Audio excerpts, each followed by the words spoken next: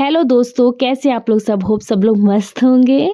तो चलिए साथ में मिलके बनाते हैं बहुत ही healthy drink banana shake. As you all know, banana shake offers a delicious and nutritious option for boosting energy, supporting digestive health and aiding in muscle recovery. तो सबसे पहले बनाना को अच्छे से छील के कट करके मिक्सिंग जार में ऐड कर दिया है। फिर इसमें ऐड कर देंगे 1 गिलास दूध और ऊपर से हनी ऐड कर देंगे। यहाँ आप चीनी अवॉइड कर दीजिएगा बिकॉज हम यहाँ हेल्थी ड्रिंक बना रहे हैं। फिर इसमें ऐड कर देंगे 8-9 बादाम, क्योंकि बादाम हेल्थ के लिए बहुत ज़्यादा बेनिफिशियल माने जाते हैं।